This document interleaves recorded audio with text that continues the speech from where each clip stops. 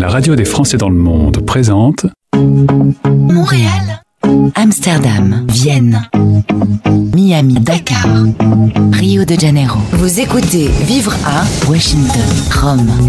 Animé par Olivier Geoffry, Istanbul, Bruxelles. sur la radio des Français dans le monde.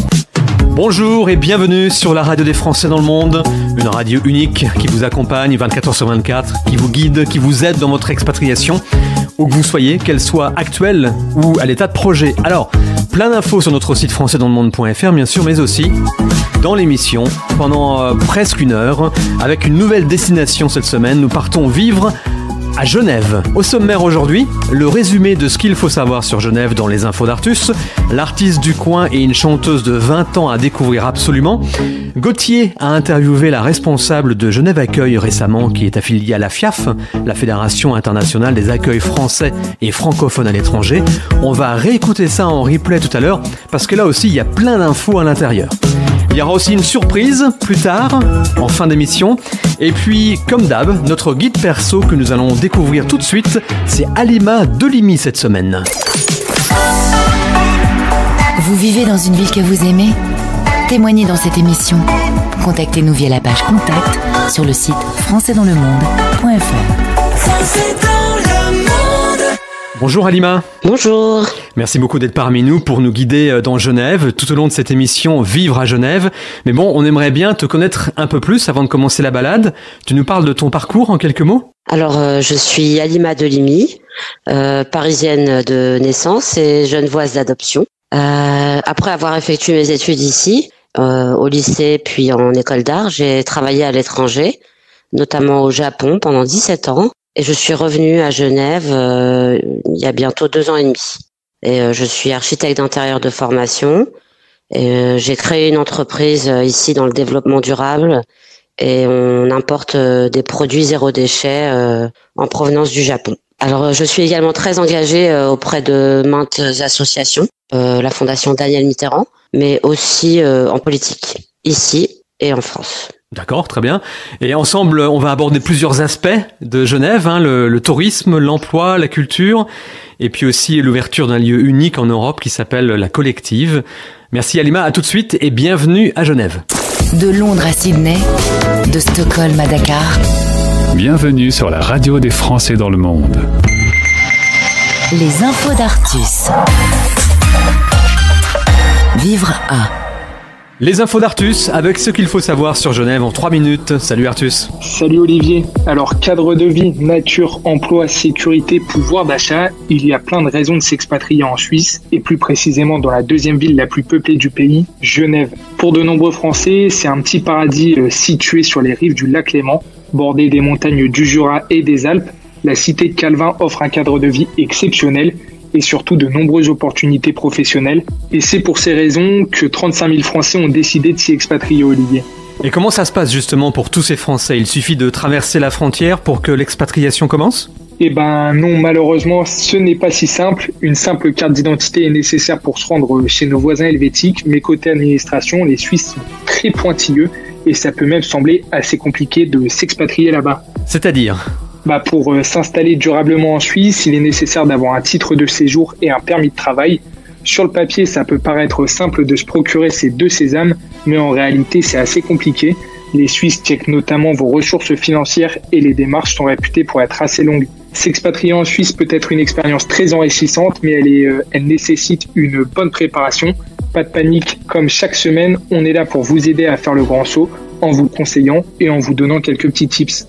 Comme vous le savez, Genève se trouve dans un rayon de moins de 150 km de Grenoble, Mâcon, Chamonix, mais surtout de Lyon et Annecy. Cette proximité géographique avec la France est un véritable atout, mais ce n'est pas le seul, bien entendu. Tu m'intéresses, Artus. Quels sont les autres alors ? Il y a la langue qui est commune, le français bien sûr. Il y a près de 6 millions de francophones, ce qui représente 67% de la population qui parle français, pratique pour s'expatrier sans être dépaysé. Et le salaire en Suisse, grande question, il est comment ? Le salaire en Suisse, il est très alléchant. Le salaire moyen s'élève à 68 639 € bruts annuels, ce qui représente donc 5 720 € par mois. C'est beaucoup plus qu'en France. Attention tout de même, ce n'est pas parce qu'on travaille en Suisse que l'on est plus riche. Les salaires sont annexés sur le coût de la vie, qui est beaucoup plus élevé que dans l'Hexagone. Et enfin, un autre sujet important, les impôts. Qu'est-ce que ça donne exactement ? C'est vrai que c'est un sujet qui fait jaser. Beaucoup voient la Suisse comme un paradis fiscal où l'on ne paye pas d'impôts, mais en réalité, ce n'est pas le cas. Bien que le taux d'imposition soit relativement bas par rapport à certains autres pays européens comme la France, les impôts indirects comme la TVA sont assez élevés. Et les contribuables suisses sont soumis à 3 types d'impôts, fédéraux, cantonaux et communaux. Et je peux vous dire, à la fin du mois, ça fait beaucoup. Je vous laisse sur ça et comme d'hab, il y a plus d'infos sur la page web Vivre à Genève de notre site internet françaisdanslemonde.fr. Merci beaucoup Artus, à très vite. Retrouvez Vivre à en replay sur le site de votre radio françaisdanslemonde.fr. Nous sommes à Genève ce week-end avec notre guide Halima.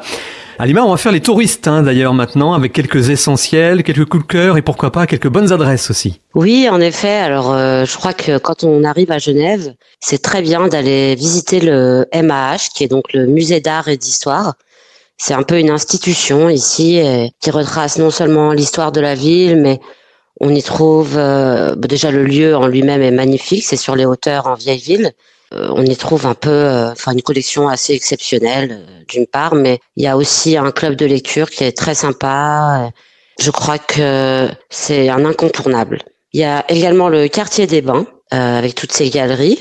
En ce moment, il y a la première édition de Geneva Art Week et donc toutes les galeries sont ouvertes et organisent des vernissages, des installations. C'est assez incroyable. Et en troisième lieu, je dirais que un autre incontournable, c'est le Bain des Paquis, qui se trouve au bord du lac. C'est l'institution où tout le monde se retrouve. Il y a des plages, hammams, sauna et une délicieuse cuisine assez abordable. Moi, j'ai 3 coups de cœur en restaurant que je conseille vivement. Il y a le 3 Plis, qui est un bistrot vivant avec des produits et des vins genevois qui proviennent des fermes environnantes, notamment la ferme de la Touvière, Moniati. Après, il y a un autre bar très sympathique qui s'appelle le Bon Bar, qui est assez trendy et plus bistronomique. C'est aussi des vins nature qui proposent des tapas et ça reste aussi abordable. Et je dirais que mon chouchou, c'est Soul Wines, qui est en vieille ville, justement pas loin du musée d'art et d'histoire, et qui propose des vins nature, une petite carte et des planches avec que des produits suisses.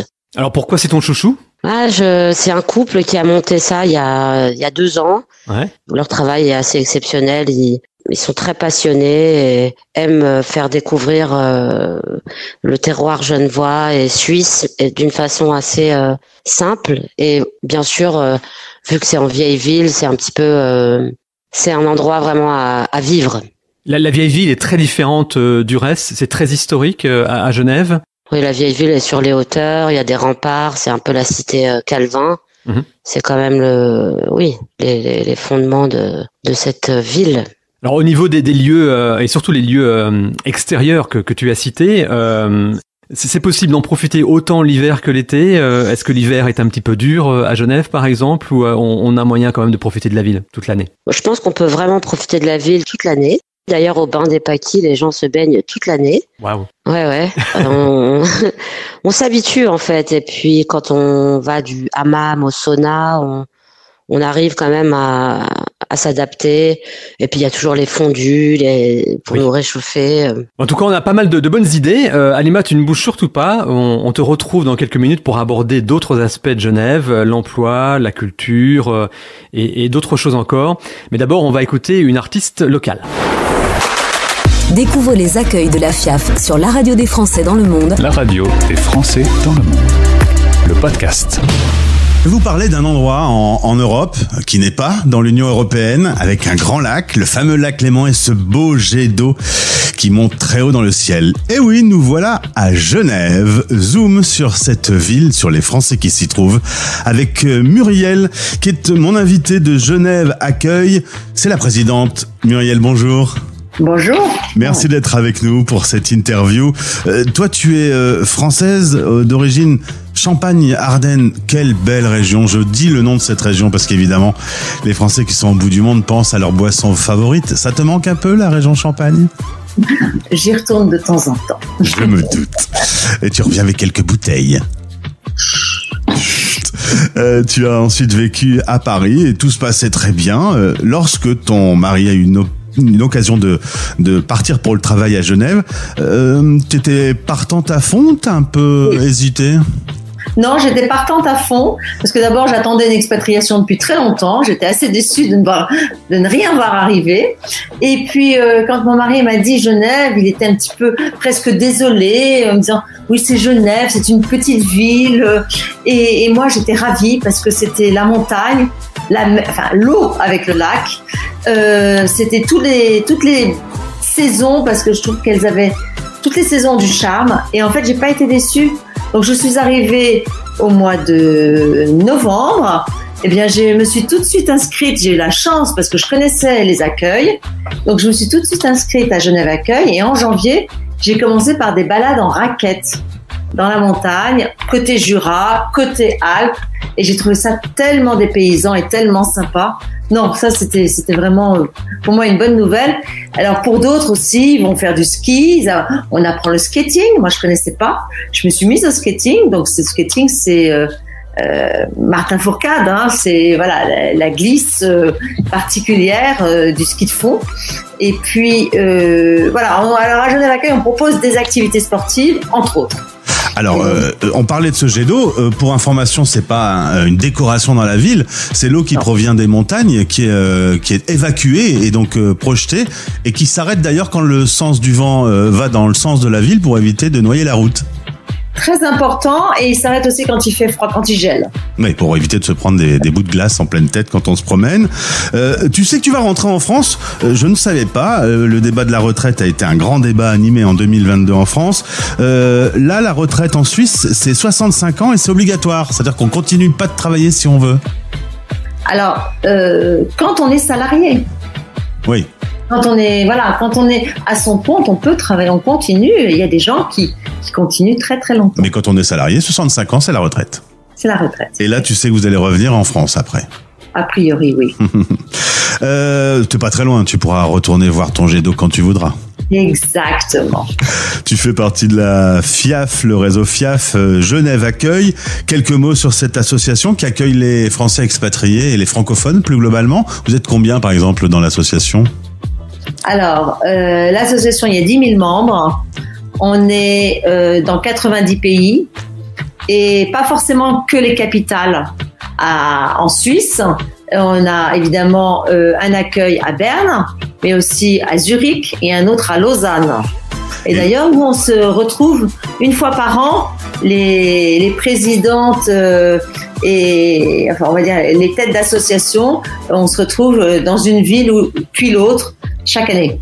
Alors là, on est dans le canton de Genève. Il y a 26 cantons différents en Suisse. On y parle le suisse allemand, l'italien ou le français.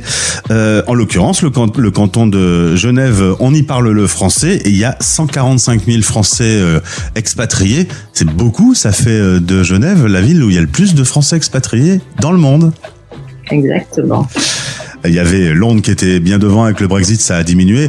Et surtout, on s'inscrit sur la liste quand on est en Suisse. On respecte les règles. On aime bien respecter les règles. Je suis pas sûre que tous les Français soient inscrits, comme ailleurs. Hein. Vous allez trouver plus de Français peut-être à Bruxelles mais voilà, on parle du nombre d'inscrits au consulat. Alors le fait des règles, on va en parler tout de suite. Quand on a parlé de la vie à Genève, c'est vrai que c'est dans la culture. On respecte les règles qui sont fixées. Si on ne les respecte pas, on a des amendes.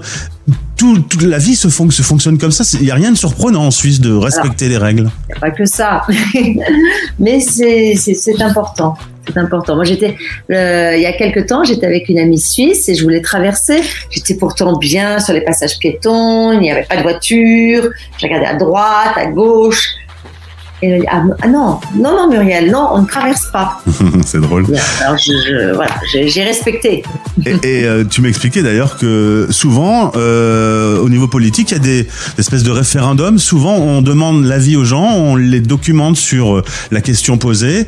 Et c'est très démocratique finalement, de souvent aller et très voter. Démocratique, ça s'appelle des votations. Et ça a lieu de façon extrêmement régulière. Et les gens, ils répondent, ils sont contents d'être consultés. Voilà. Et on est consulté pour beaucoup de choses. Alors, il y a des sujets très politiques, bien sûr, et puis il y en a d'autres, mais j'ai envie de dire qu'il y a un questionnaire pour le canton, un questionnaire pour le fédéral, un questionnaire pour la ville. Voilà, c'est aussi découpé, évidemment. On va pas demander à des gens de Zurich d'aller répondre sur un sujet concernant les arbres de la place de Paimpalais à Genève. Mais parfois, ça peut être des questions très précises. Tu m'avais parlé de cornes de vache, ça peut être des questions très pointues. Bon, c'est un sujet qui est sérieux, bien sûr, mais c'est vrai que pour nous, qui peut sembler un petit peu abstrait. Revenons à la ville de Genève. Le logement, c'est difficile. Il y a côté emplacement, il y a peu d'habitations. Enfin, c'est saturé. Oui, c'est-à-dire que il faut que Genève construise. Genève attire beaucoup. Il y a aussi pas mal de sociétés qui viennent s'installer. Avec le Covid, ça a bougé aussi. Et voilà, le logement a toujours été un problème. On ne se loge pas toujours comme on veut parce que le logement est cher et il n'y en a pas beaucoup. Est-ce qu'on y trouve des quartiers français ? Alors, quartier typiquement français, non. Quartier où on trouvera plus de Français, peut-être oui, j'ai envie de dire Champel, mais pas que. Voilà, après les Français sont décimés dans la ville. Alors malgré que la Suisse soit au cœur de l'Europe, elle ne fait pas partie de l'Union européenne, ça reste un pays neutre. C'est également là qu'on y retrouve le siège des Nations Unies. Tout ça fait de ce petit pays un pays un peu à part quand même. Alors c'est un pays qui est à part et pour qui c'est très important de garder sa neutralité. C'est ce qui fait sa place et aujourd'hui il y a beaucoup de réunions pour la paix à Genève. Bon, on en entend pas mal parler. Il y a beaucoup de rencontres. Et c'est très important. Une ville très internationale où on paye avec son franc suisse. Quand tu parles à tes amis français, c'était autant de francs, ils pensent que tu parles à l'ancienne, mais non, c'est bien le franc qu'on utilise dans ce pays et pas l'euro, évidemment, du coup. Ah, pas du tout, pas du tout. Et les gens sont surpris. Ah bon, il n'y a pas l'euro. On n'est pas dans l'Europe. En tout cas, aujourd'hui, on peut parler des Français qui y vivent, mais de ceux qui viennent y travailler également. C'est peut-être les plus intelligents de tous, les frontaliers, parce que tu me disais qu'en effet, on avait de meilleurs salaires, mais que la vie était chère. Le coût de la vie est cher. Pour les frontaliers, c'est pas mal. Ils ont un double avantage. Oui, c'est vrai. Alors, je crois qu'ils ont quand même il y a des choses qu'ils payent. Ils payent la LAMAL. La LAMAL, c'est-à-dire que c'est une assurance obligatoire pour la santé. Donc jusqu'à il y a quelques années, ils étaient affiliés à la sécurité sociale et aujourd'hui, la LAMAL est obligatoire pour eux. Alors nous, tous les Suisses, nous on doit la payer. Toutes les personnes résidentes en Suisse devons la payer parce que voilà, c'est pour une prise en charge. Mais les frontaliers n'y étaient pas obligés. Aujourd'hui, c'est le cas. Et puis on va terminer avec une petite question sur la météo. C'est comment la météo ? Tu m'as parlé des 4 saisons. Elles sont fermement dessinées dans l'année ? Alors oui. Aujourd'hui, il fait beau et chaud. On a eu 40 cet été. Au début de la semaine, il faisait très chaud. Non, je peux dire qu'on a voilà. Et puis on a quand même au mois de novembre ce qu'on appelle la calotte de Calvin qui arrive sur le lac et qui se prolonge en Vieille-Ville. Et c'est une espèce de brume qui est pas très agréable. Et en fait, il faut avoir le courage de monter, d'aller dans les montagnes, dans le Jura. Et au-dessus d'une certaine hauteur, on a le grand soleil. En tout cas, on est heureux d'avoir fait cette visite avec toi dans la ville de Genève. Tu salues toute l'équipe de Genève Accueil et au plaisir de te retrouver sur cette antenne. Tout à fait, à bientôt. Au revoir Gauthier. Les accueils de la FIAF sur la radio des Français dans le monde. Retrouvez ces interviews en podcast sur fiaf.org et sur françaisdanslemonde.fr. Vivre à chaque week-end. Zoom sur une ville d'expat avec Olivier Geoffry. Halima, tu es notre guide cette semaine et on va s'intéresser au côté emploi pour cette dernière partie. Travailler à Genève, ça ressemble à quoi ? Alors, travailler à Genève, tout d'abord, avant de venir travailler, il faut bien se renseigner, je pense, sur les permis de résidence, parce qu'il y a quand même un dilemme qui se pose à pas mal de Français qui viennent travailler ici, entre vivre à Genève, et donc côté suisse, et le coût que ça implique avec les assurances maladie, les loyers quand même assez élevés, ou vivre en France voisine avec énormément d'autres contraintes en fait, notamment les transports qui d'ailleurs sont en évolution. L'attractivité coûte aux collectivités voisines du fait de cette forte affluence. Il y a une hausse de l'immobilier permanente, hein, ça, c'est vraiment pour la France tout de suite frontalière. Donc, pas mal de gens choisissent la ville d'Annecy, par exemple, qui est un peu plus loin, qui est une magnifique région également. Mais ça demande, de prendre la voiture, de prendre des trains qui sont pas toujours très abordables pour tous. À Genève, il y a de très bonnes écoles pour les enfants. Il y a d'ailleurs une école française qui s'appelle le PFG, qui est formidable, mais qui s'arrête à la primaire.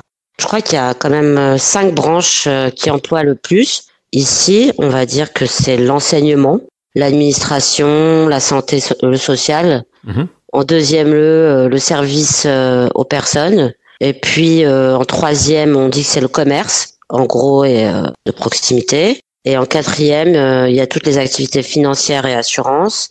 Et seulement en cinquième, l'hôtellerie et la restauration. On a souvent tendance à croire que le secteur banque et finance est le plus attractif ici. Or, c'est pas forcément le cas. On cherche surtout des infirmières, des charpentiers, des développeurs IT, des électriciens, des chefs de projet, polymécaniciens, etc. Et pour l'aspect à la fois, je pense, emploi et culturel, on entend dire parfois que la relation entre les Suisses et les frontaliers français est un peu difficile. Est-ce que toi tu l'as ressenti? Est-ce que c'est vrai ou pas? C'est vrai qu'il y a des antagonismes, comme avec tous les voisins, mais je dirais que Genève elle-même est victime de ça par rapport aux autres cantons. Et puisqu'on est un peu dans les différences suisses versus français, t'en as noté, toi, des choses à savoir qui permettraient, par exemple, à un futur expat français en Suisse de s'adapter ou de s'intégrer plus rapidement? Oui, je dirais que quand on est à Genève, et puis en général dans toute la Suisse, il y a un vrai effort de groupe. C'est beaucoup moins individualiste, beaucoup de civilité, et je crois qu'on a pas mal de choses à apprendre de ce côté-là. On est beaucoup moins dans le paraître. Ouais. Il y a quelque chose qui frappe, alors c'est un cliché, hein, mais on en parle de temps en temps aussi, des clichés. Quand on arrive en Suisse, en particulier depuis la France, en voiture par exemple, c'est la propreté du pays. C'est pas une légende, on est d'accord? Absolument, c'est vrai. Il y a un vrai effort de civilité, mais également ce côté Heimlich, où on veut que ce soit joli. Est-ce que les relations professionnelles se font facilement? Est-ce que là aussi, il y a des choses à savoir pour avoir peut-être une meilleure expérience dans un bureau en Suisse, quand on est français? Je pense que c'est pas une évidence, effectivement, on a vite fait de se retrouver qu'entre expats quand on vient ici, mais c'est un peu la même chose partout. Mais pour sortir de ça, je dirais que les clubs de sport, parce que ici tout le monde est assez sportif quand même, il y a du fait de la proximité des éléments naturels, on peut facilement tisser des liens avec la population locale. Il y a un lieu qui, je crois, va ouvrir bientôt. Ce n'est pas encore le cas, mais c'est un lieu unique en Europe, à Genève. Et tu tenais à nous en parler. C'est une sorte de maison des femmes qui s'appelle la Collective, c'est ça, hein? Effectivement, c'est un lieu unique en Europe. C'est un laboratoire d'innovation sociale pour les droits des femmes, les questions de genre, la promotion de l'égalité.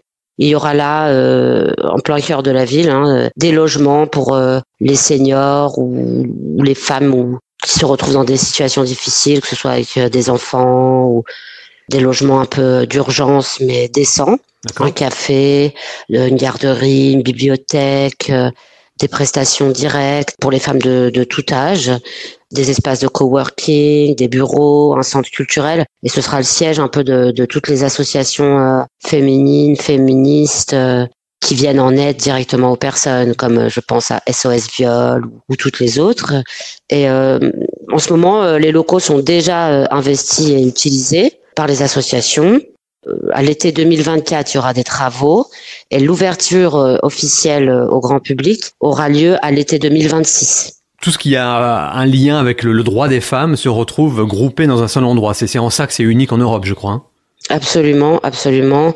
Avec tout un tas de prestations, d'offres, pas seulement d'aide, mais aussi d'aide à la création. C'est un lieu assez vaste qui est sur 6 étages. Et oui, c'est unique en ce sens-là. Jusqu'à présent, il n'y a pas vraiment de lieu comme ça qui arrive à centraliser toutes ces requêtes. Alors c'est formidable. Pour terminer, Halima, une question peut-être un peu difficile parfois que je pose souvent en fin d'entretien. Comment tu résumerais en quelques mots ton expérience à Genève, ta vie là-bas? Honnêtement, dès qu'on me parle de Genève, ce qui me vient à l'esprit, c'est Rousseau. Parce que c'est l'émancipation, la liberté. Derrière les murs gris de cette ville se trouve vraiment un esprit des Lumières, une recherche comme ça d'égalité, d'humanisme qu'on retrouve pas ailleurs. Et je pense que c'est d'ailleurs pour ça que c'est aussi le siège de toutes les ONG. Et je crois qu'il y a quelque chose en fait qui est inscrit dans l'histoire de cette ville, dans ce pays, mais surtout dans la ville de Genève pour ce qu'elle représente, qui est assez unique en termes d'humanisme.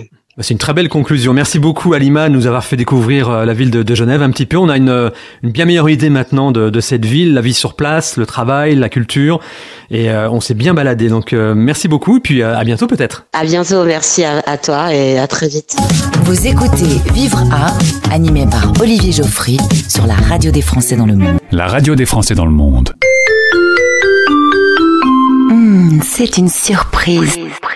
Alors ça, c'était pas prévu, mais je me suis dit que ce serait marrant de le faire. On a parlé de plein d'aspects de la Suisse dans cette émission depuis le début, mais pas de celui-là, l'humour. Du coup, voici un extrait d'un spectacle de l'humoriste suisse de Lausanne, Thomas Wiesel. Lors du Comedy Club Tour de nos confrères de Couleur 3, il nous raconte son quotidien et comment il aime ne rien faire. Perso, j'aime beaucoup. Bonsoir.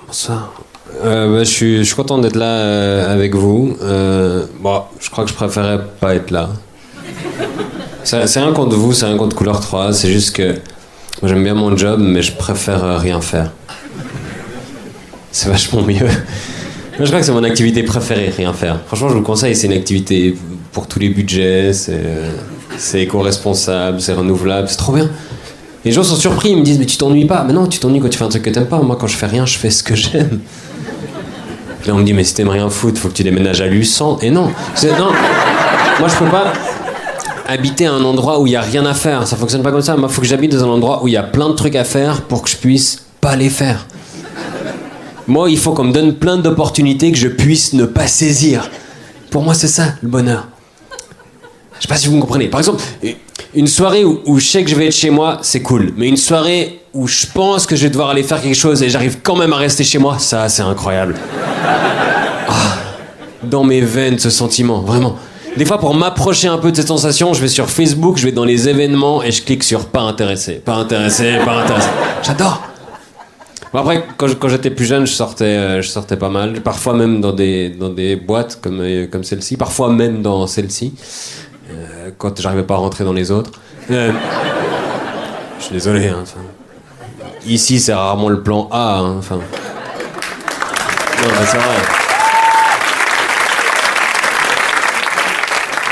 Non, mais du coup, ça m'arrivait pas mal de sortir en boîte parce que ça arrivait que j'ai envie de faire l'amour parfois. Ça peut arriver. Et puis du coup, ces soirs-là, je sors et puis parfois je rencontre une fille, puis parfois elle a envie de faire l'amour aussi, puis parfois c'est même avec moi. Puis elle me dit on va chez moi et moi je dis non et je rentre. J'aime bien faire l'amour mais je préfère rien faire. Honnêtement, et de savoir que j'aurais pu, ça me suffit. Comme émotion, j'ai atteint mon quota, je peux rentrer. Non, moi quand j'ai le choix de faire et pas faire, je fais pas, honnêtement. Là ce soir je suis là parce que j'ai pas le choix, j'ai signé un contrat, il y a des caméras, vous avez payé, mais sinon je serais pas là quoi. Parce que moi j'ai déjà vu à 19h le spectacle, il est pas ouf, donc je sais que... Non mais pour l'instant ça suffit encore cette espèce de conscience de venir pour honorer mon contrat, mais j'ai peur qu'un jour ce soit plus assez, j'ai peur qu'un jour mon manager m'appelle pour me dire Thomas, on a une super tournée, des très belles dates, des centaines de salles, et je fasse trop bien, on annule tout. Et puis en plus, malgré le fait que je fais rien, je suis toujours fatigué, et je crois que c'est parce que mon cerveau utilise toute la batterie. Enfin, je pense que c'est mon cerveau, mais c'est en tout cas pas mon corps, parce que non, j'ai désactivé tous les trucs que je pouvais désactiver. Les seuls trucs que mon corps fait encore, c'est les trucs sur lesquels j'ai pas de contrôle. Par exemple, pendant que je vous parle, j'ai des poils qui poussent entre les sourcils. J'ai jamais rien demandé, hein. Vraiment, Ils ont débarqué un jour, je les ai enlevés directement, mais maintenant ils reviennent régulièrement. Ils se disent peut-être qu'il va finir par adhérer au projet, peut-être qu'il a froid sur le haut du nez, peut-être qu'il va s'acheter des lunettes Scratch, ça va être pratique, je sais pas.